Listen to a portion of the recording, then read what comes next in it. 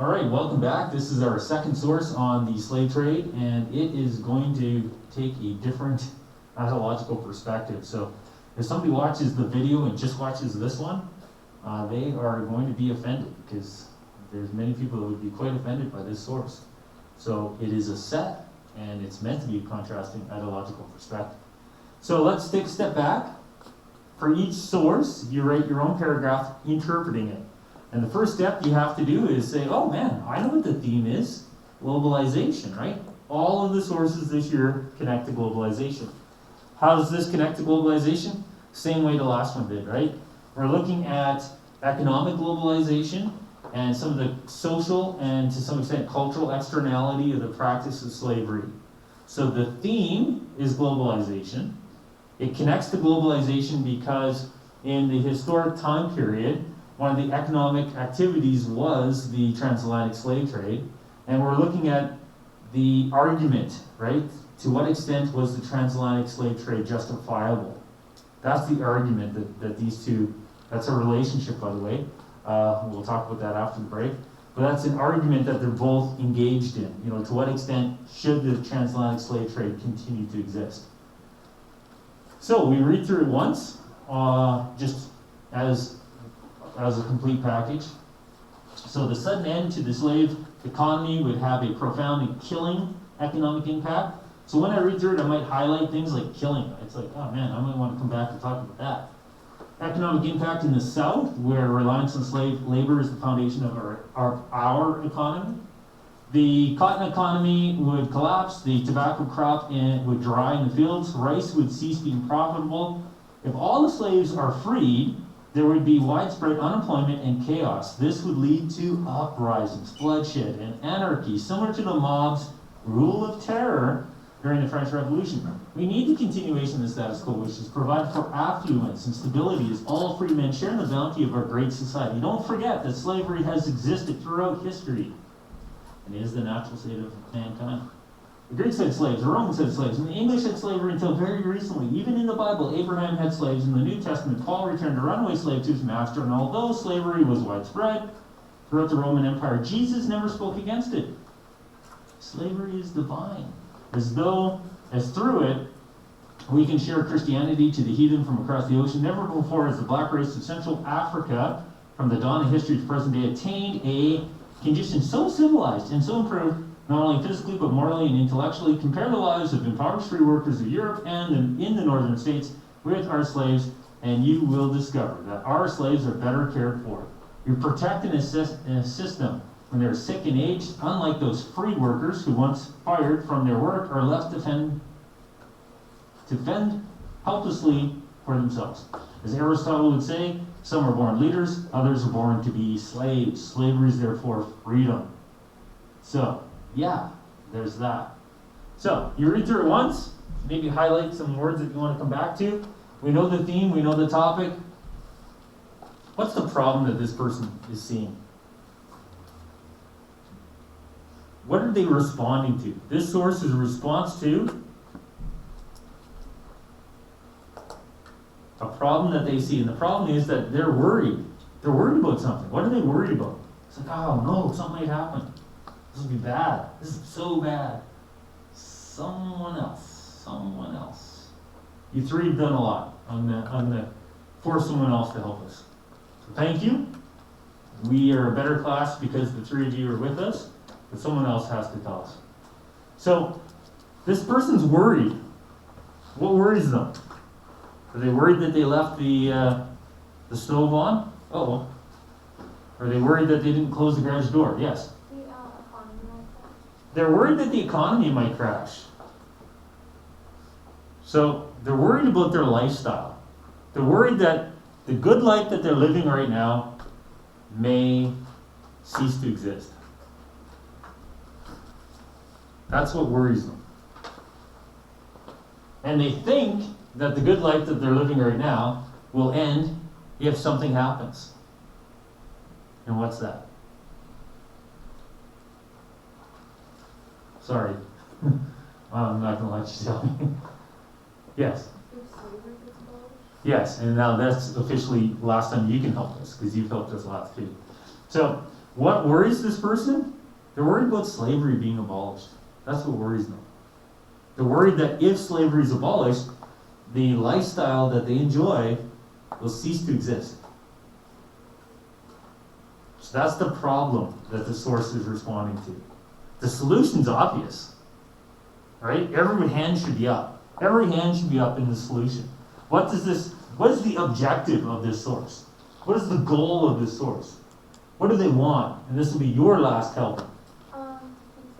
To keep slavery. That's the solution. They want to continue to have slavery as a legal institution in the United States of America.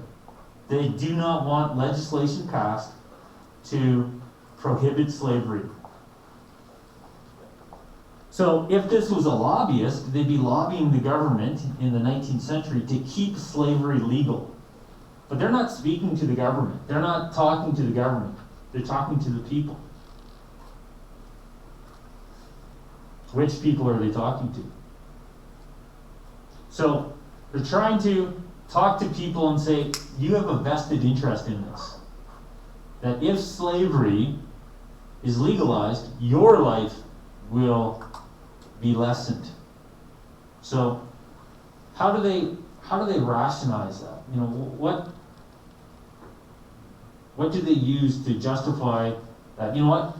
You like rice. Who likes rice? We won't have rice. We get rid of slaves, we won't have rice. No more rice. Do you like rice? Yeah, let's keep slaves. Do you like cotton? Cotton's cool.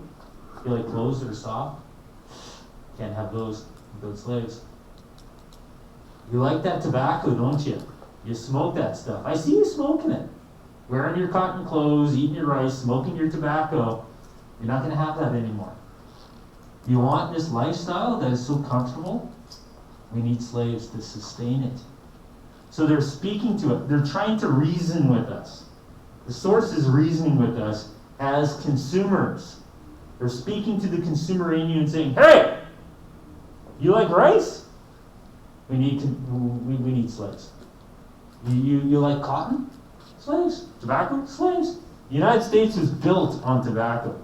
The people love their tobacco. So they're speaking to people in the industry of cotton, tobacco, and rice. Absolutely. So they're speaking to people that may have a cotton plantation or rice fields, but those people already know the impact of slavery. But they're speaking to people that may be indirectly connected as a consumer, or maybe you have a friend or a family member that has a cotton or tobacco or a rice plantation. So they're speaking to you as a consumer or as somebody that may be indirectly attached to that. Because those directly attached to that, they already know they need the workers. So the first part down to here is talking to you about economics. And then there's a shift. And then they're like, okay, well, if I didn't convince you as a consumer, maybe I'll try this. I'm going to try this. So, we free the slaves? We're going to have chaos. Do you want chaos? Do you want some chaos? We can have some chaos. Think back to the French Revolution. So this is within a century of the French Revolution. So people, they know the history. They know what happened. They know that tens of thousands of people were slaughtered in the streets of France. And they're like, you know what? That's going to happen here.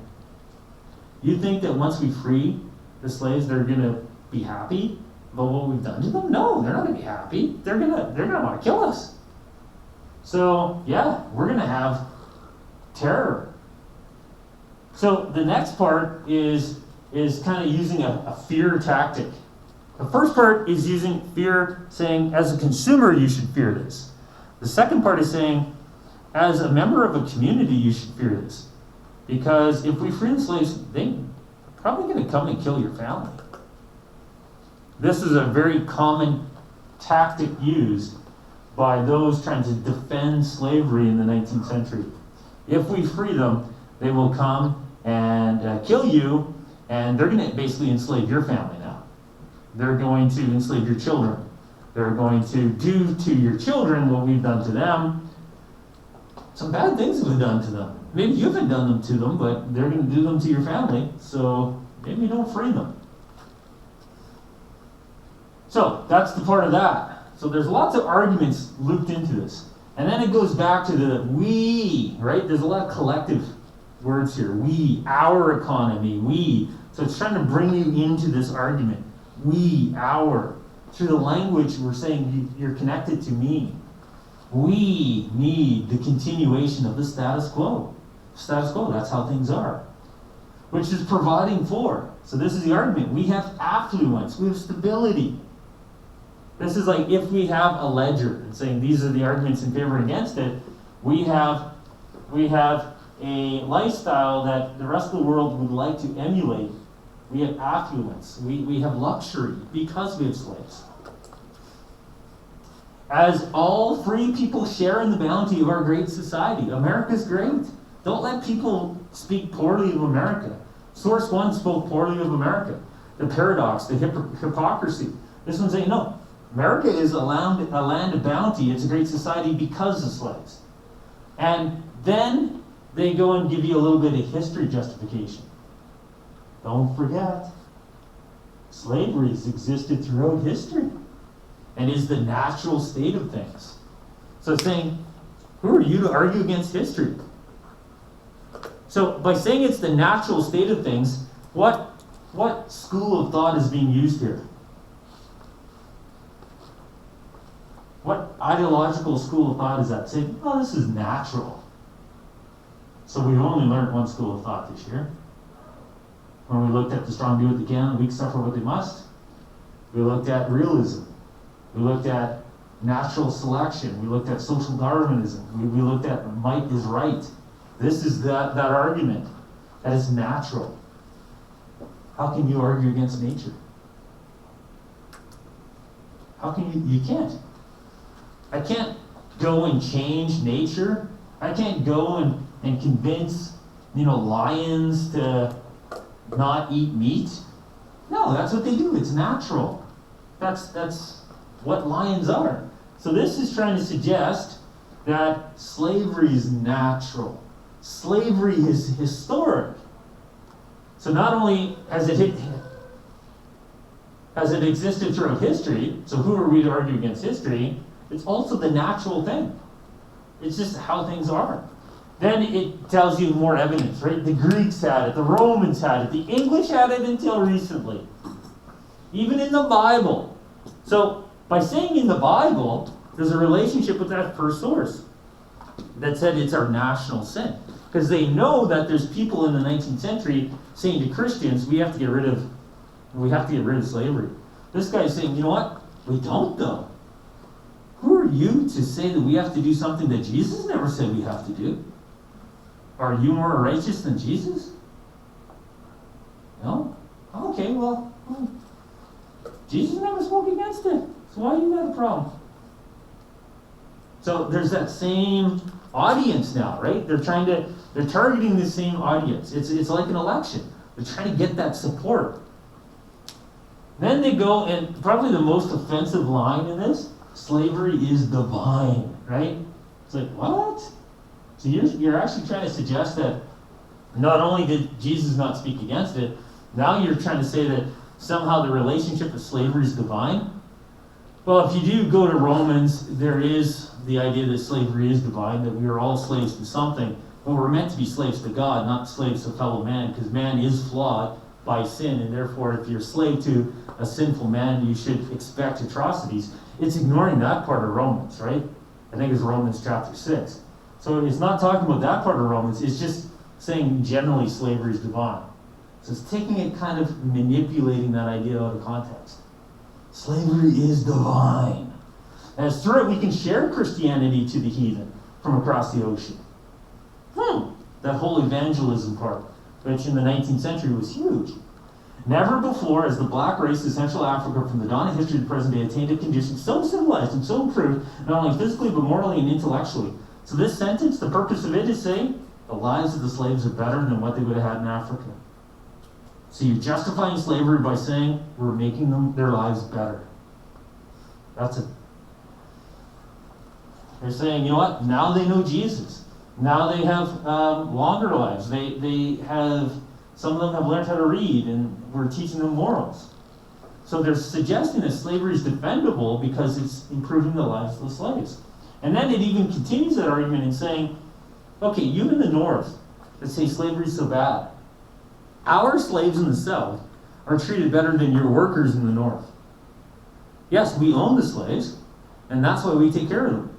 What do you do with the workers in the North? You fire them, and then you let them to live hopelessly or helplessly on their own. So in cities like Chicago that pride themselves on not having slaves, there are thousands of working poor that are working and living in conditions worse than the slaves in the South. So this is the individual acknowledging that America is divided, and there's a lot of people in the North saying slavery is bad, and they're saying, oh, wait a minute, what you're doing is worse. You're exploiting your workers worse than we're exploiting ours. And it's true. It is true. And then, I'm going to wrap it up with the last line here. So, you've already said Jesus is okay with slavery, you've already done all this other stuff. Now you're going to just try to drop some Aristotle. So, anytime you can drop some philosophy to say, oh man, look, these philosophers agree with me too, Aristotle's on my side. Some are born slaves, that goes back to realism, that goes back to natural selection, and then it says slavery is freedom. So slavery is freedom because when you're my slave, I will take care of you. You'll be free from want. You'll be free from hunger. You'll be free from darkness. I will provide you light. That's how freedom comes out of slavery. It's very Orwellian to think of such. But to some extent today in Canada, we are slaves to the federal government. I pay about 50% taxes. And then they spend my money back on me. A lot of people in Canada are in a position where they absolutely depend upon the federal government for everything. So they are to some extent enslaved by the government. They depend upon it so much. So when we get back, you're going to have some time to try to connect the language of those two sources to see what kind of similarities are they talking about, same conversations, are they talking about some of the same stuff, and we'll see how many relationships we can come up with. Then we'll try to make a connection to that photograph we saw yesterday of whipping Peter, and then it'll probably be lunchtime. All right, so go outside, have a mass break, and I'll come get you in a bit.